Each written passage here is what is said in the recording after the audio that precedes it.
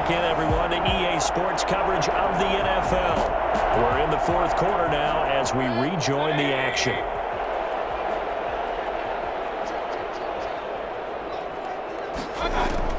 They go play action. Mayfield. Oh, no, he lost the football. And this is picked up by the defense. And his guys will set up shop at midfield at the 50-yard line. The defense, they were swarming that time and ultimately got to him before he could get rid of the football and knocked it free. And don't you feel just a little bit of sympathy for him back there, though? So much going on, so much swirling around. He's trying to find someone downfield. He's trying to move around to find an open target. Sometimes you forget the number one thing: take care of the football.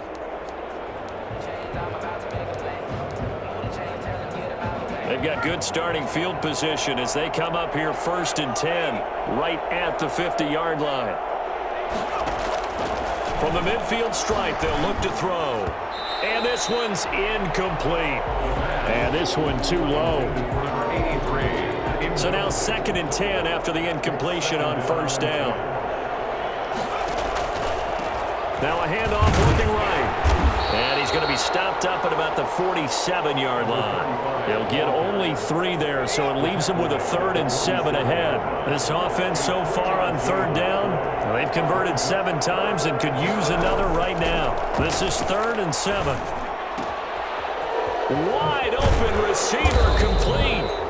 And he goes down, but not before getting this inside the 25. Well, fair to say that when you're looking at guys that can run like the wind, you often find him at the wide receiver position, and that was special there. And that's the kind of play where you have to kind of catch your breath afterwards to just give me a second here, because when he shifted into high gear, he was an absolute blur out there. No substitute for speed. We talk about that all the time.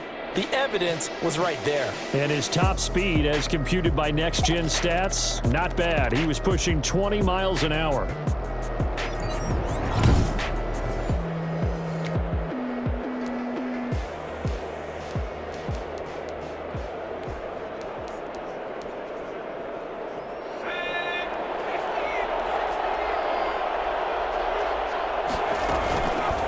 Now a fake on the give here as they try the run-pass option. He's got the 1st down inside the 10. And he's in. Touchdown, Houston.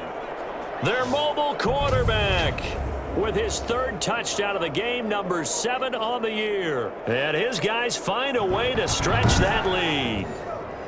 So a designed run all the way, and he took it the distance. I don't know that anybody saw that coming. Well, on this play, how about the vision of him, being able to see the open field, make his move. And intercepted, maybe the turning point they need. Snags it for the pick, and he is going to be stopped on the return at his own 3-yard line. It's interesting that when it comes to 2-point conversions, even heavy run teams tend to throw the ball in these situations. In this case, this one was intercepted. Yeah, they weren't fooled. They were ready for the pass, picked it off. Fielded in the end zone. And he'll decide to not bring this one out as their drive will begin at the 25. Back out comes San Antonio. And the turnover last time, that's sort of been symptomatic of their struggles here in this one. Big word. I like it, though, because you're exactly right. You like that, don't you? All game long, they've struggled moving the ball, turning it over on the last possession. Is that word again, symptomatic? Yeah. I like that. Your analysis, symptomatic of the success of this broadcast. What I like is that you gave me the word, and I just kept using it. And this will be a gain of 5 as he gets it to the 30. The 1st down screen pass, good for 5. At this stage, this drive's got to be touchdown or bust because you need 2 of them. And if I'm the offensive play caller, I'm not just looking at my dagger plays downfield. I'm looking at some of my specials, something that can fool them and give you a big play now. With a sense of urgency. No doubt. And that will be incomplete. Trying to dial up the long one way out there, but it'll be 3rd down. Working out of the gun, Mayfield. And he can't quite pick it. No interception so far. That probably should have been their first, but at least it's 4th down. How about some applause for the defense there? They forced him to throw that one into coverage, and just like that, they're staring at a 4th down. Well done.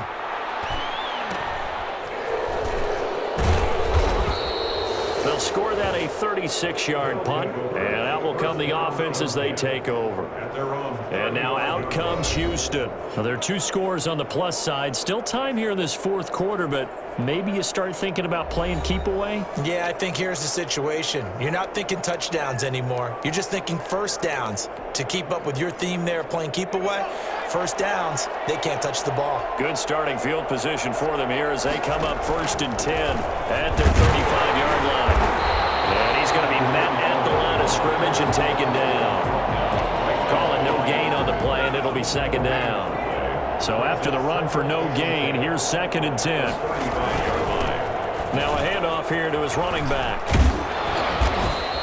5 yards. Now it's 3rd and 5. Brandon, I've got to think this offensive line has got some smiles on its faces. And I know it sounds crazy, but they practiced for this back in training camp. They knew they'd be in situations where it'd be extra defenders in the box coming after them, trying to keep them from locking down a game.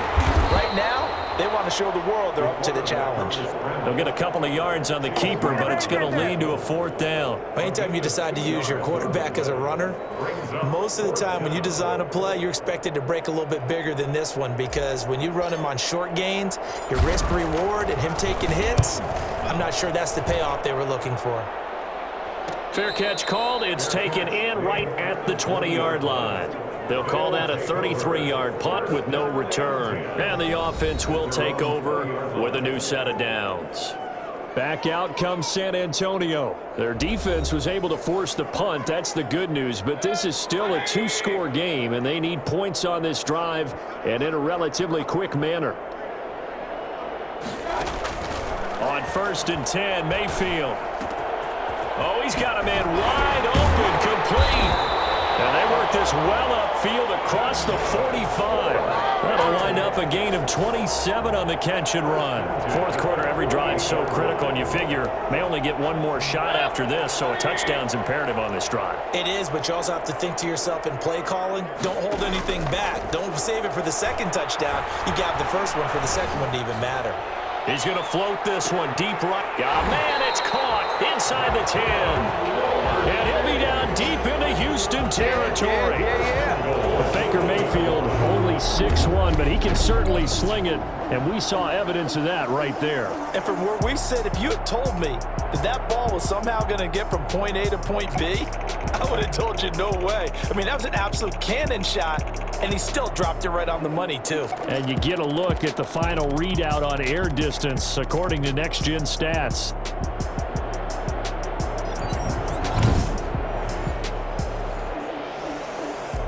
The chain gang hustling to catch up. Here's 1st and goal from just inside the 10. And to give this time to the tailback. And he's going to ball his way down to about the 1-yard line. A good pickup there, 7 yards, and it's going to be 2nd and goal now. 2nd and goal from the 1. Mayfield looks to throw. Looking end zone, but it's incomplete. All right, everybody in the house had to figure that was going to be a 1-yard plunge. I know I was fooled. How about you? Absolutely. Had to readjust my eyes when it was a play fake. Good job defensively, though, to not bite. Too bad that didn't end the series. They still have to hold in there. On 3rd down, it's Gibson, and he will take this one in for a touchdown. Antonio Gibson, his 2nd touchdown on the season. And his guys are able to close that gap just a bit. Well, they decided to run it in and got it done on 3rd and goal. A lot of times, that's a passing play. And the kicker just has to come out for the PAT. He can breathe a sigh of relief as well, right? Although I don't know if he's really breathing a sigh of relief. I think he likes to put 3 points on his ledger. Now after the touchdown, here's Gonzalez on to kick it away. And this will make it into the end zone. And ultimately, he stopped right where he would have been if he had simply gone down to a knee at the 25.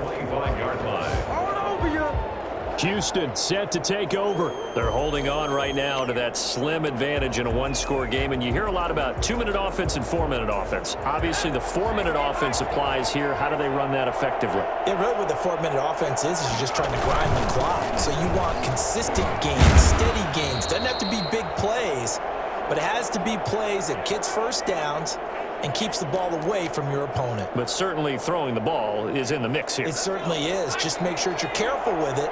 And again, get those first downs, keep possession of the football. Now they try the right side here. They'll have a first down past the 40. Touchdown, Houston. A great effort there.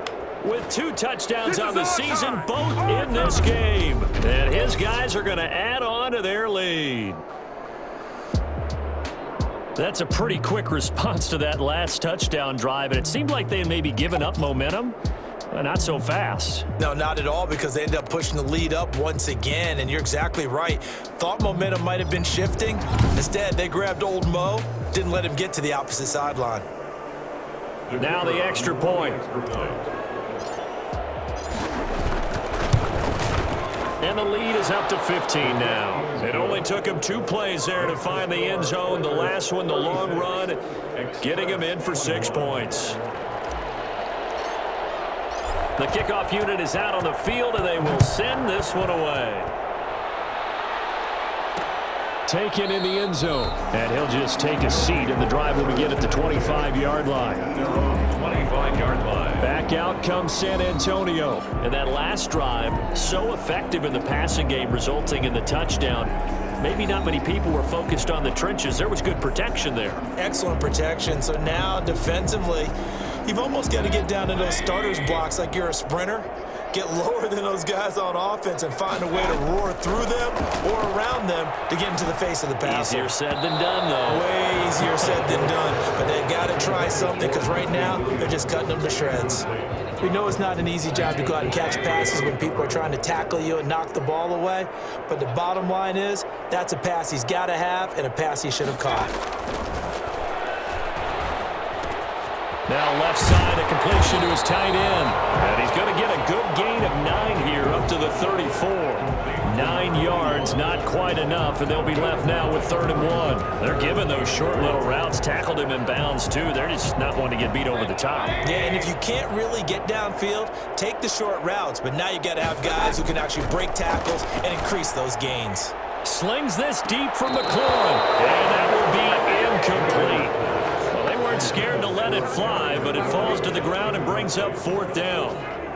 We've seen that the deep ball's been a part of their game plan all afternoon, but they've had trouble hooking up on it, unable to successfully find the end zone over the top. Now they go for it on 4th, but this one is going to wind up incomplete. From the 34 now, here's 1st and 10. Now an option play, and he'll keep it. And he's able to break out of 1 tackle, but then quickly brought down. Only a yard on the keeper, and it'll be 2nd down. Well, it's hard to have vision as a runner and find a hole when there's nothing but defenders in your way. They stacked that one up really well. But give him credit. Instead of trying to bounce it out and turn it into a big play, which might have turned into a big loss, kind of just took his medicine there and took the 1 yard. Clock continuing to run. They'll probably wind this all the way before snapping it on 2nd down. They'll try and run some clock here as they keep it on the ground. And not much running room. Down to the 32. 2 runs in a row, but only 2 yards to show for it. Back-to-back runs, I'd say that encompassed maximum effort for minimal gain. Minimal yardage, and now they're going to need something more than minimal on this play coming up. 2 minutes left to play in this football game here on EA Sports.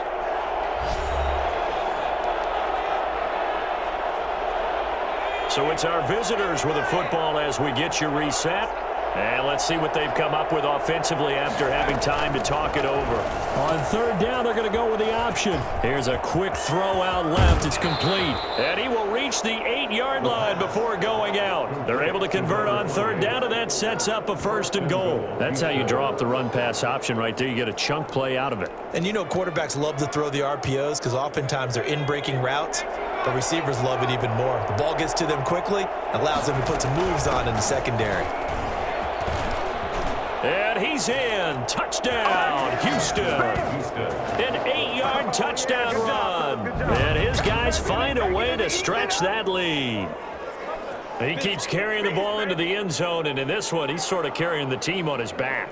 He's the reason that they lead right now, no question about it. And you talk about on his back, he's not minding the extra weight at all, is he? Carrying that just as lightly as he does the football. What a great performance so far. Those 3 touchdowns, it's got him in the lead. Extra point splits the uprights, and the lead opens up now to 22 points.